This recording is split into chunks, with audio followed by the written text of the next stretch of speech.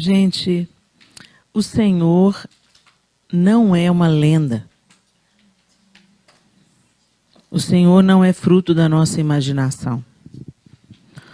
O Senhor não é uma alucinação coletiva. O Senhor é real. Ele é o Criador de todas as coisas. E todas as coisas se submetem ao senhorio de Cristo. Todas, todas, todas, todas, todas. Esse furacão pode ser assustador para o homem, mas nada mais adequado do que a gente, diante do furacão, reconhecer o nosso estado. Nós somos pó, nós somos pequenos, nós somos frágeis, nós somos vulneráveis. Mas quantas vezes somos tão orgulhosos que essa oportunidade que a gente tem de contemplar a força da natureza, que a gente nos faça lembrar, nos leve a lembrar da força de quem a criou. Se a natureza tem essa força e poder, você imagina quem a submete, quem a criou. Então, eu sei que às vezes pode parecer muito aterrorizante, né, a gente olhar para as previsões, para as possibilidades. Mas o Senhor não perdeu o controle de nada. E nós somos dele. Hoje, quando a gente estava em Dallas, o João orou, fez uma oração, falou assim, Deus, o João estava sem saber, a gente vai, com todo o alerta de furacão que está tendo, ô João, nós temos um compromisso lá, e Jesus já sabia que ia ter furacão, ele não foi pego de surpresa. Então, resta a gente saber se é para a gente ir ou não. Se não for para a gente ir, o voo vai ser cancelado. Se o voo não é cancelado, estamos dentro. Por quê, gente? Porque a gente já viu ele fazendo isso, acalmando tempestades. Né? E se ele não livrar a gente da tempestade, ele vai livrar a gente na tempestade. Como ele livrou na fornalha. Ele não livrou da fornalha, ele livrou na fornalha. Ele vai estar com a gente, em qualquer situação. Então, esses momentos de instabilidade, eles são momentos adequados para a gente ter um parâmetro de como é que anda nosso relacionamento com Deus, em que nível que está a fé. Porque a gente fala que crê, fala que sabe, Deus é poderoso, mas na hora que a gente tem que provar do poder dele, a gente treme nas bases. E aqui, nós estamos sendo aperfeiçoados, porque a gente não sabe o que vem aí para frente. Não é isso? Se você está lendo as Escrituras, se você sabe as profecias, e se você está olhando para o estado em que o mundo está, você sabe que o barco já está sacudindo muito antes desse furacão chegar. Né? O Senhor está nos aperfeiçoando em todas as circunstâncias, atraindo o nosso olhar para Ele, e que a gente entenda de uma vez por todas. Você está olhando para a tempestade, porque está olhando para a fúria do mar, por quê? Pedro, por que você está olhando para a fúria do mar? Olha para mim. Então, que o Senhor aquiete o nosso coração, de fato. Eu sei que é transtorno, porque às vezes você tem que tomar providências práticas muito cansativas, né? Então, que vocês sejam fortalecidas nisso, mas que até nesses momentos vocês contemplem Deus. Percebam a grandeza de Deus, a misericórdia de Deus e sejam agradecidos. Porque, graças a Deus, não tem tornado toda hora, não tem furacão toda hora, não tem maremoto toda hora, não tem terremoto toda hora, graças a Deus. Às vezes a gente se lembra muito de Deus num dia ruim, mas nos outros dias que Ele guardou, que Ele não deixou o mar se revoltar, nem invadir, a gente nem se lembra dele. Vamos aprendendo as lições com o Senhor. Amém? Abra sua Bíblia em Neemias, capítulo 1. Nós vamos ter uma leitura um pouquinho longa. Nós vamos ler o capítulo 1 todo e vamos ler parte do capítulo 2. E eu vou usar a nova versão internacional, a NVI. Palavras de Neemias, filho de Acalias. No mês de Quisleu, no 20º ano, enquanto eu estava na cidade de Suzã, Anani, um dos meus irmãos, veio de Judá com alguns outros homens. E eu lhes perguntei acerca dos judeus que restaram, os sobreviventes do cativeiro, e também sobre Jerusalém. E eles me responderam: aqueles que sobreviveram ao cativeiro e estão lá na província passam por grande sofrimento e humilhação. O muro de Jerusalém foi derrubado e suas portas foram destruídas pelo fogo. Quando ouvi essas coisas, sentei-me e chorei. Passei dias lamentando-me, jejuando e orando ao Deus dos céus. Então eu disse: Senhor, Deus dos céus, Deus grande e temível, fiel à aliança e misericordioso com os que te amam e obedecem aos teus mandamentos, que os teus ouvidos estejam atentos e os teus olhos estejam abertos para a oração que o teu servo está fazendo diante de ti, dia e noite, em favor de teus servos, o povo de Israel. Confesso os pecados que nós, os israelitas, temos cometido contra ti. Sim, eu e o meu povo temos pecado. Agimos de forma corrupta e vergonhosa contra ti. Não temos obedecido aos mandamentos, aos decretos e às leis que deste ao teu servo Moisés. Lembra-te agora do que disseste a Moisés, teu servo: se vocês forem infiéis, eu os espalharei entre as nações. Mas se voltarem para mim, obedecerem aos meus mandamentos e os puserem em prática, mesmo que vocês estejam espalhados pelos lugares mais distantes debaixo do céu, de lá eu os reunirei e os trarei para o lugar que escolhi para estabelecer o meu nome. Estes são os teus servos, o teu povo. Tu os resgataste com teu grande poder e com teu braço forte. Senhor, que os teus ouvidos estejam atentos à oração deste teu servo e à oração dos teus servos que têm prazer em temer o teu nome. Faze com que hoje este teu servo seja bem-sucedido, concedendo-lhe a benevolência deste homem. Nessa época, eu era o copeiro do rei. Continua no capítulo 2. No mês de Nissan, do 20º ano do rei Artaxerxes, na hora de servir-lhe o vinho, levei-o ao rei. Nunca antes eu tinha estado triste na presença dele. Por isso o rei me perguntou: por que o seu rosto parece tão triste se você não está doente? Essa tristeza só pode ser do coração. Com muito medo, eu disse ao rei: que o rei viva para sempre. Como não estaria triste o meu rosto se a cidade em que estão sepultados os meus pais está em ruínas e as suas portas foram destruídas pelo fogo? O rei me disse: o que você gostaria de pedir? Então orei ao Deus dos céus e respondi ao rei: se for do agrado do rei, e se o seu servo puder contar com a sua benevolência, que ele me deixe ir à cidade onde meus pais estão enterrados, em Judá, para que eu possa reconstruí-la. Então o rei, estando presente a rainha sentada ao seu lado, perguntou-me: quanto tempo levará a viagem? Quando você voltará? Marquei um prazo com o rei e ele concordou que eu fosse. A seguir acrescentei: se for do agrado do rei, eu poderia levar cartas do rei aos governadores do Trans-Eufrates para que me deixem passar até chegar a Judá.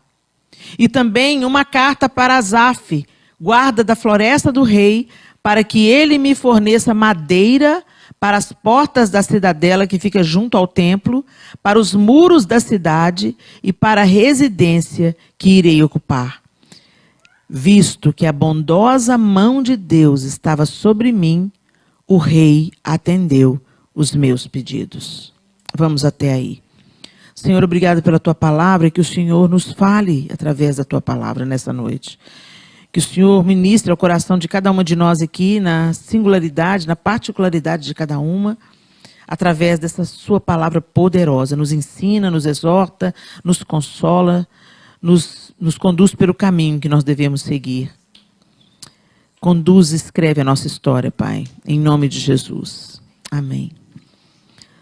Gente, tem algumas coisas aqui nesse texto que me chamam muito a atenção. Neemias estava também no exílio, servindo na casa de Artaxerxes, e ele estava bem posicionado lá. Ele era querido pelo rei, a gente vê isso claramente, Porque, embora ele fosse um copeiro do rei, que servisse na presença do rei, o rei prestou atenção que ele estava triste.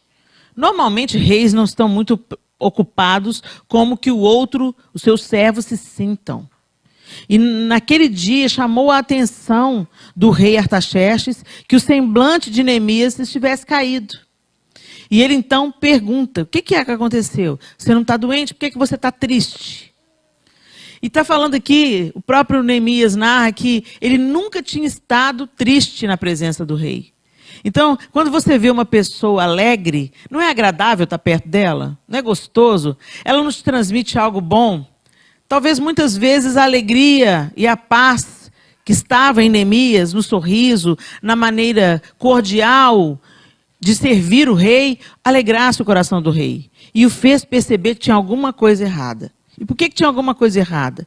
Porque Neemias tinha recebido uma notícia de que ele estava bem instalado, ele estava com um bom emprego, ele era bem quisto, mas ele recebeu a notícia que com o povo dele a coisa não ia bem assim, não.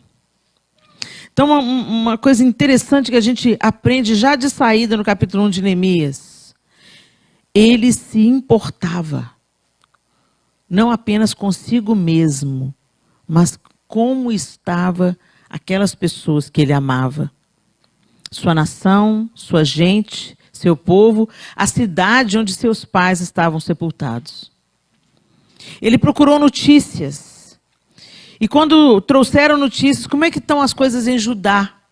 Tinham pessoas que já estavam voltando do cativeiro e voltando então para Jerusalém. Só que as coisas lá em Jerusalém não estavam boas. A cidade tinha sido totalmente destruída. Vamos voltar um pouquinho na história. O que aconteceu com Jerusalém? Deus foi avisando o povo que se eles continuassem estabelecendo novos ídolos no coração deles, que Deus viria com o juízo e que Deus iria permitir que o inimigo avançasse sobre Jerusalém e que o templo seria destruído. E antes de Deus cumprir essa mensagem, ele mandou os seus profetas avisarem. E aí os profetas avisavam, e quem avisava que Deus estava falando, dava coceira nos ouvidos. Manda açoitar, manda matar, desce na cisterna. Claro que Deus não vai fazer isso. É claro que Deus não vai destruir. Claro que Deus é bom. Deus é bom. E tinham outros profetas dizendo que o povo queria ouvir. Eles não deram atenção ao Senhor, o seu Deus, e deram atenção às palavras que eram confortáveis para os seus ouvidos. Esse é um alerta que a gente precisa ter nos nossos dias. A gente quer ficar num ambiente onde todo mundo massageia o nosso ego. A gente quer ouvir a palavra de vitória, o culto da coragem, o culto da prosperidade. A gente quer correr atrás do profeta. Se eu tenho um dom de profecia aqui, esse culto estava coalhado de gente lá fora. Por quê? Porque Helena entrega a profecia até com o número do CPF. Você não precisa de um profeta que entrega a profecia com o número do CPF. Vai ler a Bíblia. Vai ouvir direto a voz de Deus. Mas a gente gosta de ouvir profeta. E eu creio nos profetas. Agora, eu creio que quando Deus quer falar com a gente através do profeta, Deus nos encontra. Ele sabe onde a gente mora. E outra coisa, Deus nunca vai dizer na boca do profeta algo que é contra a sua palavra escrita. Mas tem um tanto de gente que está escutando falsa profecia, falsos profetas, porque trazem uma palavra de consolo, uma palavra de encorajamento. Eis que te digo, filha, tu és muito amada. Tá, me conta uma novidade. Eu leio a Bíblia, eu sei que eu sou muito amada, porque Deus amou o mundo de tal maneira, Ele deu o filho dele para morrer no meu lugar. Eu já sei que eu sou amada. E é esse amor que vai me curando. Mas a gente não lê a Bíblia, e a gente, qualquer mentirinha que entra, a gente cai dentro. Porque é uma mentira boa. Gente, eu vou te já avisando. O diabo sabe contar mentira. Ele é o especialista. Então ele te conta uma mentira que parece uma verdade. E você gosta. E aí aconteceu a mesma coisa com o povo de Israel. O pessoal gostava de ouvir o quê? Mas é claro que Deus não vai destruir o templo. Deus mandou Salomão construir o templo. Como que ele agora vai destruir o templo? Pirou? Tá doido? Ele não pode ir contra ele mesmo. Deus é bom. Só que enquanto o povo falava que Deus era bom, eles viviam a revelia de Deus. Eles faziam o que era abominação diante dos olhos de Deus. E pensava assim, a bondade de Deus cobre tudo. É claro que ele vai destruir Jerusalém. Jerusalém, a menina dos olhos de Deus. A cidade do grande rei. Claro que Deus não vai destruir. Gente, Deus não tem compromisso com o erro. Deus não tem compromisso com a iniquidade. E ele vai destruir o que for preciso para que o nome dele seja glorificado e para que você continue andando no caminho que você deve andar. Ele tem que derrubar os ídolos do nosso coração para o nosso próprio bem. Não porque ele está disputando poder com ídolo nenhum. Ele está estabelecido, ele é o único Senhor. E apesar de todo o aviso que Deus mandou, o povo continuou vivendo do jeito que estava. Primeira pergunta das noites. Será que você também está vivendo como o povo de Israel? Vivendo a sua vida, com seu Deus Papai Noel, com seu Deus gênio da lâmpada, o Deus que você customizou. Você pega dele só o que te serve. O que você não gosta dele, não, isso aqui é muito forte. Muito pesada essa palavra. Muito bem. Neemias, aí veio o exílio, Deus cumpriu a sua promessa, ele manda avisar, ele é longânimo. Ele passou anos avisando. Arrependei-vos, volta para o Senhor, não entre nesses maus caminhos, destituam os ídolos, derrubem os altares de falsos deuses. E o povo fingia que não estava ouvindo. Chegou ao ponto do povo dizer assim, mas a gente já escuta essa lenga-lenga tem muito tempo, gente, vai mudar nada. Hoje a gente está escutando coisas muito semelhantes. Tem gente que fala, que Jesus vai voltar o quê? Que profecia o quê? Gente, guerra sempre teve. Terremoto sempre teve. Palhaçada, Jesus vai voltar nada. A gente escuta isso na boca de quem diz que é crente. Igualzinho era naqueles dias. Meu Deus. Deus cumpriu a sua palavra. Nabucodonosor passou em Jerusalém igual um rolo compressor. Não sobrou nada. Levou o resto que tinha sobrado. Foi em 2 etapas. Gente, fala sério. Deus ainda deu uma oportunidade. Mas depois da segunda vez, ele acabou com tudo, destruiu o templo, levou tudo. Bora, levou todo mundo. Acabou com tudo. E já mandou, estão indo para a Babilônia? Pode se estabelecer aí. Constrói casa, tenham filhos. Porque os profetas falavam, não, vai ser rápido, a gente logo vai voltar. 70 anos. E aí Neemias está tendo notícias, recebendo notícias daqueles primeiros que estavam voltando para Jerusalém. Os primeiros que estavam chegando e eles estavam encontrando um lugar completamente inóspito. Perguntei acerca dos judeus que restaram, os sobreviventes do cativeiro e também sobre Jerusalém. E eles me responderam, aqueles que sobreviveram ao cativeiro e estão lá na província, passam por grande sofrimento e humilhação.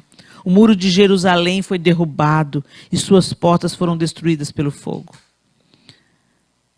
Então, sentei-me e chorei quando ouvi essas coisas. Gente, será que a gente consegue hoje chorar pelas notícias que vocês têm lá do Brasil?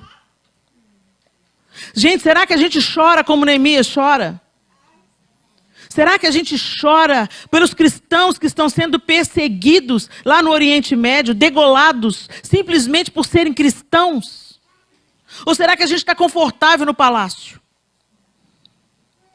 Será que a gente está voltado só para o nosso umbigo, gente? Eu venho aqui trazer uma palavra de alerta para vocês. Deus quer interferir na nossa história. Mas nós precisamos de entrar na história de Deus primeiro. Sairmos do nosso comodismo. Sairmos da nossa apatia e do nosso conforto pessoal. O que vai precisar de acontecer para você dobrar o seu joelho e orar pela sua descendência, pelos seus familiares, pela igreja perseguida? A igreja não é abrigo nuclear. Eu estou na igreja, estou salvo, minha família, todo mundo é crente, que o mundo queime lá fora. Isso não tem nada a ver com cristianismo, gente. Deus amou o mundo de tal maneira que ele deu o seu filho. Jesus veio aqui, Jesus encarnou na nossa roupa, na nossa carne. Ele se vestiu da nossa humanidade para que a gente tivesse vida e vida em abundância. E para a gente ir fazer o mesmo. Para a gente derramar nossa vida na vida dos outros. E é nesse lugar que a gente experimenta plenitude, coragem, vitória. Enquanto a gente ora pelos nossos irmãos, é que Deus muda a nossa sorte, exatamente como foi com Jó. É quando a gente se envolve com a necessidade do outro e se apresenta como solução na vida do outro, que uma alegria plena toma o nosso coração. O egoísmo só nos torna mais pesados, mais arrogantes e mais insatisfeitos. Quem é egoísta não está satisfeito com coisa nenhuma. Tem sempre uma crítica para fazer. Tem sempre alguma coisa para reclamar. Ai, esse jantar podia estar melhor. Ai, essa decoração não ficou boa. Ai, gente, mas justamente hoje vai chegando um furacão aí, vai manter essa reunião mesmo. A gente não consegue ver o bem, a gente só vê o mal. E isso é só um sintoma de que o nosso coração está desalinhado, saiu do prumo. E Deus está nos chamando para entrar no prumo de novo. Sabe por quê? Porque Deus quer o nosso bem. Deus quer o nosso bem. E o nosso bem passa por vivermos uma vida que transborda. Não viver apenas para nós mesmos. Neemias chora e se lamenta. Quando eu ouvi essas coisas, sentei-me e chorei.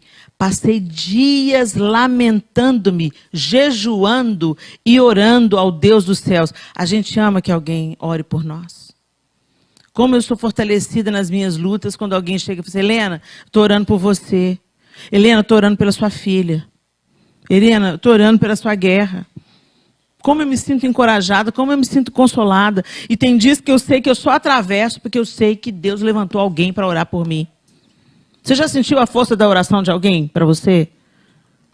É bom, não é? Então aprenda a retribuir. Aprenda também a orar por alguém. A gente quer só receber, gente. E o reino de Deus não é só receber. Jesus diz assim que melhor, mais bem-aventurada coisa é dar do que receber.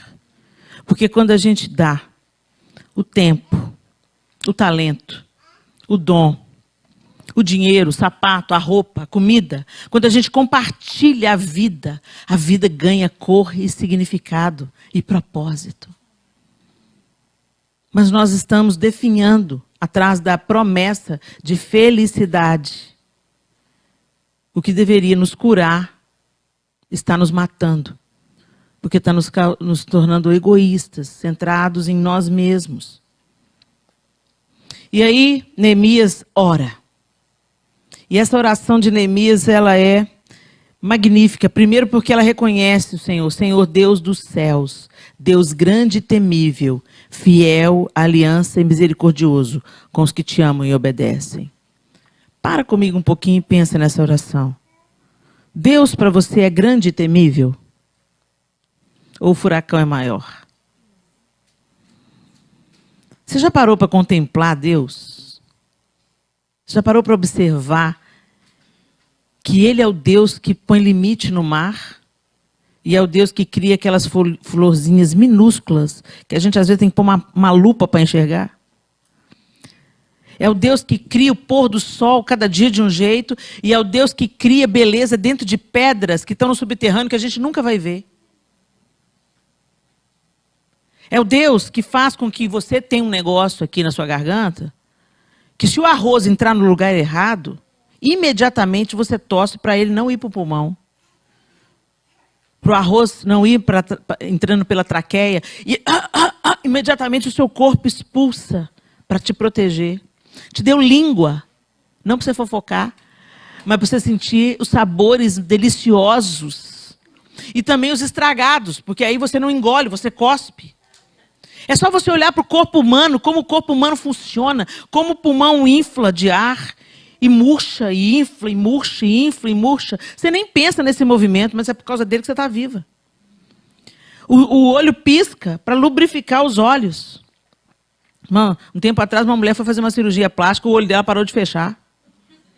Coisa terrível, a experiência dela, ela narrando a experiência dela, uma coisa terrível, um tormento. Tem que pingar colírio no olho o tempo inteiro, porque o olho não fecha. E a gente fecha e abre, e a gente nem pensa nisso. Magnífico, criação magnífica, perfeita. Se a gente não contempla Deus, qualquer coisa vai nos desestruturar. Qualquer coisa vai nos desesperar. E naquele momento que Neemias estava ruim, estava triste, estava angustiado, ele se lembra da grandeza de Deus. Deus, Senhor dos céus, Deus grande e temível, fiel à aliança e misericordioso com os que te amam e obedecem aos teus mandamentos. Eu estou te invocando porque o Senhor é misericordioso. E aí ele começa a confessar o pecado. Ele contempla Deus, ele confessa o pecado. Ele fala, o meu povo tem pecado mesmo, Senhor. O meu povo tem pecado. Eu também tenho pecado. É muito fácil a gente ver o pecado dos outros, mas falar do nosso a gente não fala não, né? Senhor, eu também tenho pecado, a minha casa tem pecado, e eu te peço, tem misericórdia, perdoa, Senhor, perdoa os nossos pecados. Porque o Senhor também fez uma promessa, que o Senhor ia trazer juízo, sim, mas se nós nos voltássemos para o Senhor e nos arrependêssemos, gente, o Senhor, Ele está pronto para ouvir o clamor daquele que se arrepende. Mas você tem que abrir a boca. E você tem que falar, Senhor, eu estou vivendo uma vida que eu sei que não está te agradando, mas eu quero viver a tua proposta para mim. Eu quero viver o que tu queres, Senhor. Eu confesso meu pecado, eu estou indiferente, eu estou fria, eu estou crítica. Eu não leio a palavra, eu estou caçando profeta. Eu ponho defeito em tudo. Deus, põe a mão em mim, Senhor. Põe as duas mãos em mim, Jesus. E não me solta não pela sua misericórdia e graça. E me transforma pelo teu poder. E me faz entrar no teu propósito. Eu quero viver o teu plano, a tua vida para mim. Neemias faz isso. E ele pede para Deus favorecê-lo. E aí no capítulo 2 a gente vê ele diante do rei. E é tão lindo que o rei percebe. Ele pede ao rei um tempo para ir ajudar a reconstruir o que estava quebrado. O que você está reconstruindo? Porque o mundo quebrado, a gente está aí. Sempre tem alguém pior do que a gente por perto. Você está ruim? Tem alguém pior por perto. E a nossa restauração consiste em ajudar quem está precisando. E não se fechar na nossa dor. Não se fecha na sua necessidade, senão você vai morrer. Não se fecha na sua dificuldade, você não vai vencer. Deus não fez a gente para viver isolados. Gente, a egolatria, o egocentrismo, o egoísmo é um instrumento do inferno para te destruir. Quando nós semeamos na vida de alguém, quando a gente ajuda alguém a sair do buraco, quando a gente se apresenta como solução para um problema, é nisso que consiste a verdadeira felicidade, porque a gente frutifica. Quando a gente está deprimido, uma vez meus filhos, gente, estavam na mesa, eles eram todos pequenos. Aí um sentou na mesa e falou assim, não tem presunto? Eu falei, não. Continuei comendo. Não tem queijo? Não. Tem café, pão e manteiga. Cresci com isso. Não quero comer. Ah, gente. Ai, Jesus. Eu sou mansinha, mansinha. Esperei todo mundo acabar de comer, quem quis comer. Esperei. Peguei os 4, coloquei dentro do carro e levei para debaixo de um viaduto, lá em Belo Horizonte.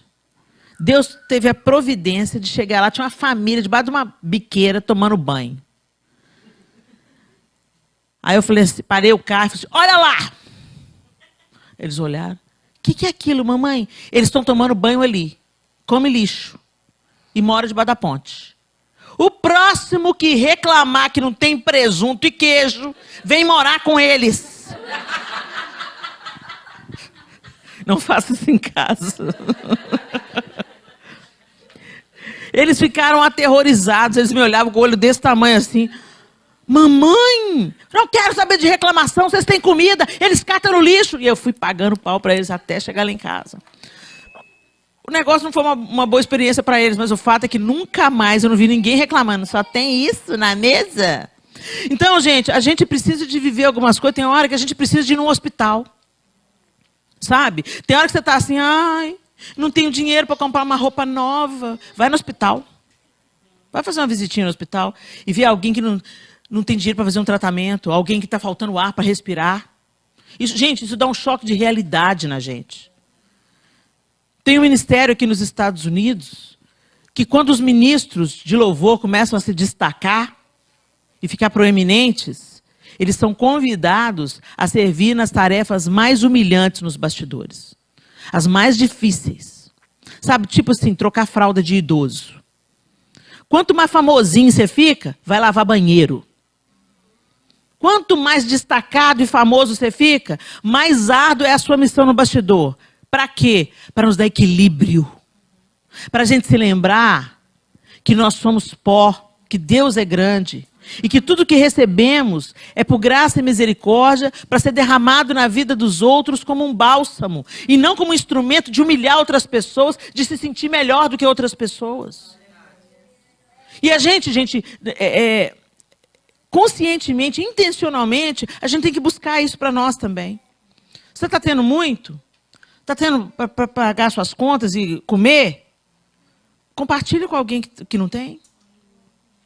Vai visitar alguém. Ah, você está se sentindo sozinho? Vai visitar alguém que também vive sozinho. A gente precisa... meu Natal é maravilhoso, eu passo em família. Todo mundo traz um prato. Tão gostoso o Natal. E quanta gente que não tem família aqui para participar do Natal? Chama para comer na sua casa.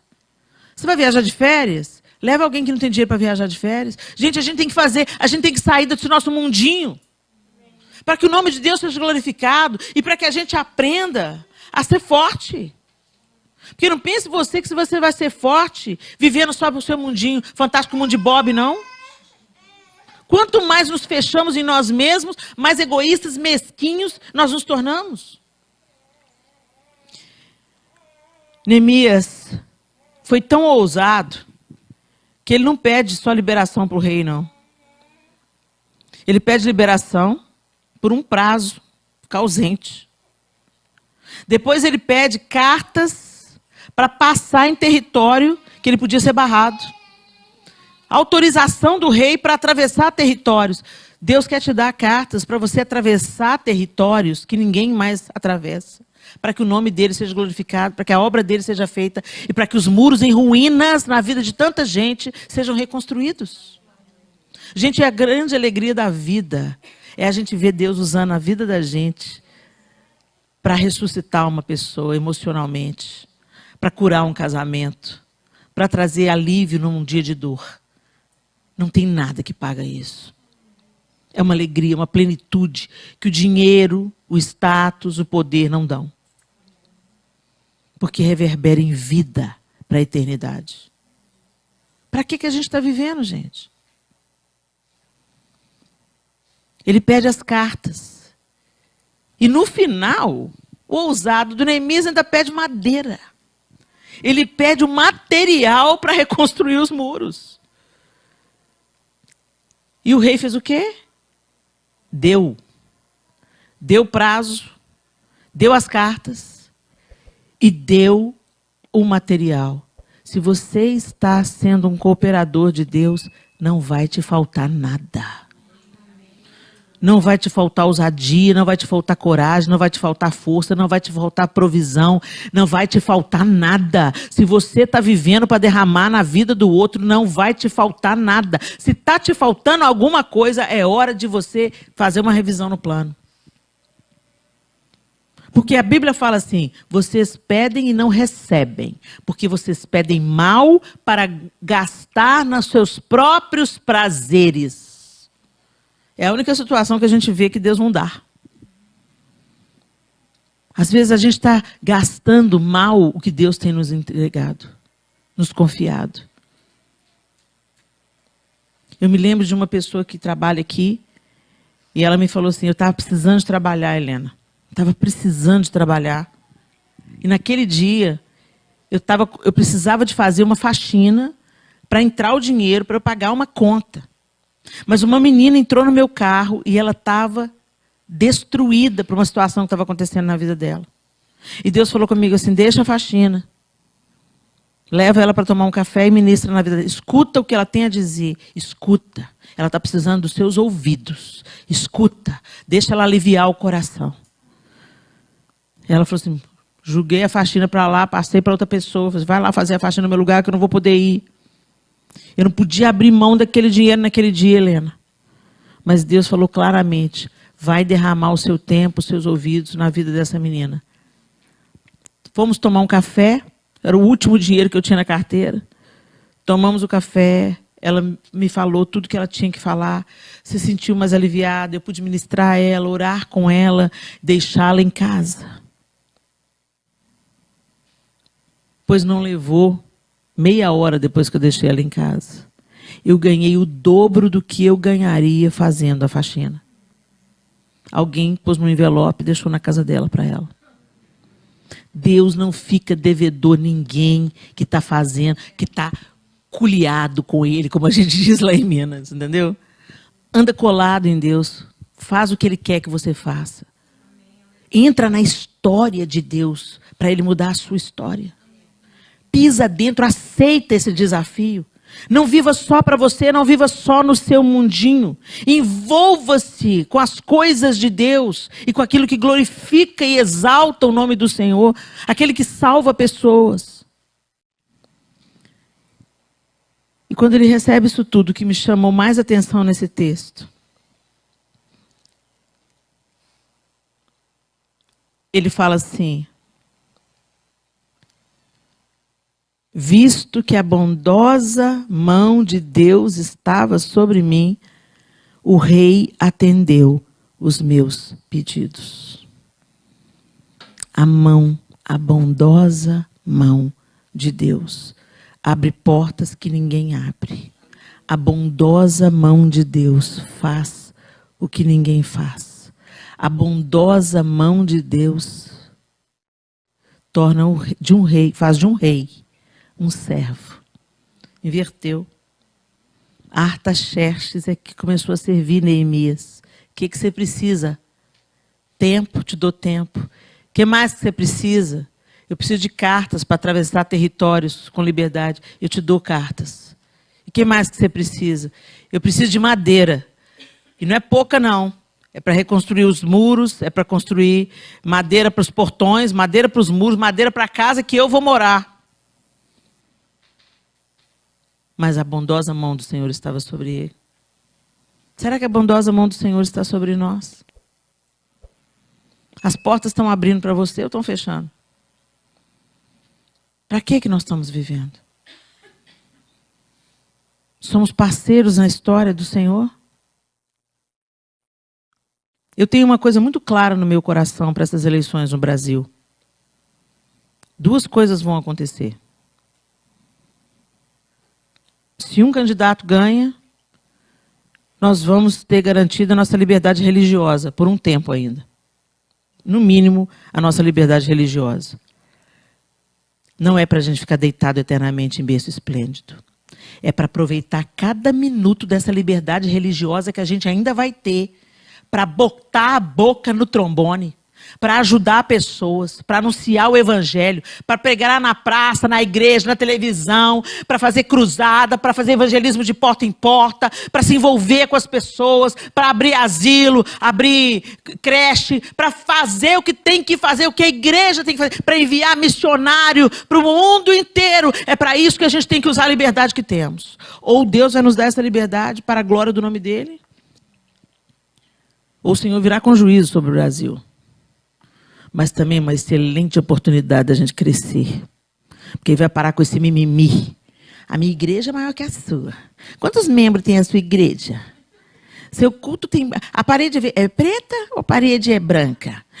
Sabe essa palhaçada? Ah, vocês creem no dom do Espírito ou vocês não são continuistas? Porque debaixo da pancada, todo mundo é irmão. Né? É igual o seu irmão de carne lá. Você se bateu nele. Mas não vem ninguém de fora bater, não. Não é assim?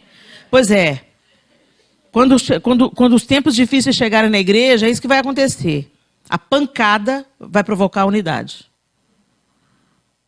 Porque quando todo mundo começa a sofrer, a gente vê isso historicamente, desde a igreja primitiva. Todo mundo ia para a arena, todo mundo sofria, era morto. E quanto mais batia, mais unidos eles ficavam. É a igreja na China. É a igreja perseguida, é a igreja underground, é a igreja que mais cresce na face da terra. A gente pede um avivamento, a gente não sabe por qual via ele vem. A via do sofrimento é uma via recorrente. Como é que nós vamos ser encontrados? Mimizentos ou prontas a entrar na história de Deus e deixar a história de Deus mudar a nossa? Feche os seus olhos. Mas não dorme, não. E eu queria que por um momento você pensasse em Neemias como o cara que estava vivendo num ambiente longe de conflito. Ele estava vivendo num ambiente, num bom ambiente. Ele estava no palácio.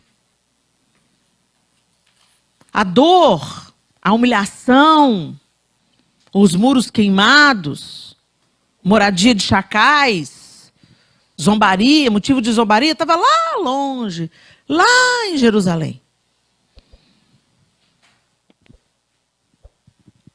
Mas quando ele ouviu, ele se compadeceu, e ele se envolveu, e ele aceitou a proposta de Deus. Não é isso que Deus tem para o seu povo. Não é a destruição. Deus, chegou o tempo, eu preciso de reconstruir os muros.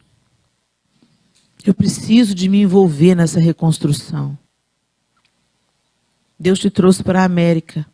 Eu não sei como que você chegou aqui.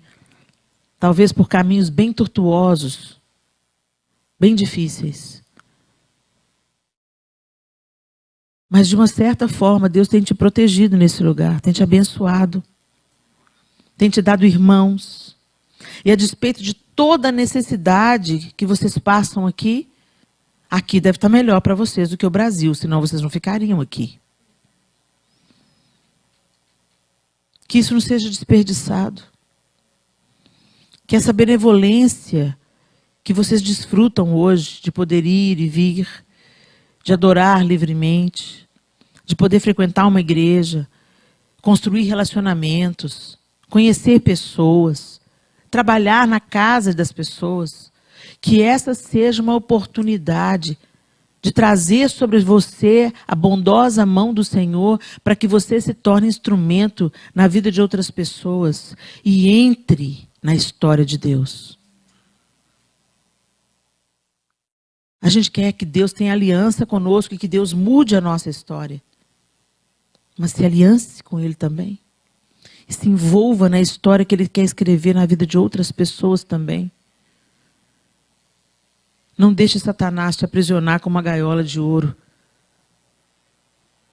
Neemias podia ter ficado lá, servindo vinho para Artaxerxes, um lugar onde ele era bem quisto, já tinha o seu trabalho garantido, o seu salário, a sua vida. Mas ele se lembrou do projeto de Deus para o povo de Israel. E esse povo precisava ser restaurado para que o Messias chegasse até nós e fôssemos alcançados por Ele. O Senhor te alcançou por graça e misericórdia. Que a bondosa mão do Senhor esteja sobre você, não apenas para suprir as suas necessidades, mas te levar a transbordar e abraçar aquilo que Deus quer fazer através de você. Todo mundo que está aqui nessa sala pode fazer alguma coisa por alguém. Todo mundo. Ah, mas eu não tenho nada, Helena. Sim, você tem alguma coisa sim. Você tem ouvidos para ouvir uma pessoa desesperada. Você tem um sorriso para ir no hospital visitar alguém. Você pode oferecer um café para alguém que se sente solitário, que chegou há pouco tempo no Brasil, do Brasil. Você pode servir a essa igreja. Tantas coisas para serem feitas, poucos para fazer. Porque estamos envolvidos na nossa própria história. e naufragando nela. Mas quando você abraça a história de Deus e o propósito de Deus para você, sua vida ganha significado. A felicidade bíblica, eu já compartilhei isso com vocês aqui da última vez que eu estive. Ela não é só uma disposição emocional favorável. Ela atinge os seus fins, cumpre o seu propósito e floresce. É isso que Deus quer fazer, que você atinja os seus fins. Cumpra o seu propósito, o propósito que Ele desenhou para você na terra. E o florescer vem como consequência. Feliz quem teme o Senhor e anda nos seus caminhos. Pai, nós te louvamos por essa noite. O Senhor é o Deus da história. E todos os dias de cada um de nós aqui nessa sala estão contados pelo Senhor. O Senhor nos conhece mais do que a gente mesmo se conhece. E nós queremos dizer, ó Deus, que muitas vezes nós sucumbimos a esse estilo de vida que nos é proposto. Uma vida de muito trabalho, corrida, envolvida em tantas coisas que não são plano de Deus para a gente. Ou desconectadas de que o Senhor está no nosso trabalho, de que o Senhor está na nossa escola, de que o Senhor está quando a gente está dirigindo pelas ruas dessa cidade, que o Senhor está. Nós queremos ter consciência da tua presença e entendermos, ó Deus, que nós não estamos aqui só para mamar nas tetas da América. Nós não estamos aqui, Senhor, só para pagar a nossa dívida lá no Brasil. Nós não estamos aqui, Senhor, só buscando desfrutar da segurança, da baixa violência, das oportunidades que essa nação tem para nos oferecer. Nós estamos aqui, Senhor, como profetas do Senhor. Nós queremos, Senhor, ser como Neemias, abraçando aquilo que o Senhor quer que a gente abrace, ocupados com a reconstrução dos muros desolados e arruinados, dos portões queimados, de tantas famílias, de tantas realidades. Desperta-nos, ó Deus, desse sono que vivemos e que tem nos deixado cada vez mais críticos, julgadores, insolentes, murmuradores. Tem compaixão de nós, Senhor. Nos perdoa. Muda a nossa história, Deus. Nós queremos que o Senhor mude a nossa história e nos tire do egoísmo, da egolatria, da vivência para nosso próprio fim. Mas que a gente viva por algo muito maior do que qualquer uma de nós aqui. Que a gente viva para a glória do Senhor. Viva atento, Senhor, atentas àquilo que o Senhor quer fazer cada dia da vida. Todo dia o Senhor tem a capacidade de abençoar alguém através da nossa vida. E nós não queremos estar insensíveis à tua voz e ao teu mover em nós, porque nós sabemos que nesse lugar também é um lugar da nossa felicidade e plenitude. Nos ajuda. Espírito Santo de Deus, nos convence. E que a boa mão do Senhor esteja sobre cada uma de nós aqui, como esteve sobre Neemias, para fazer a obra que o Senhor deseja que façamos.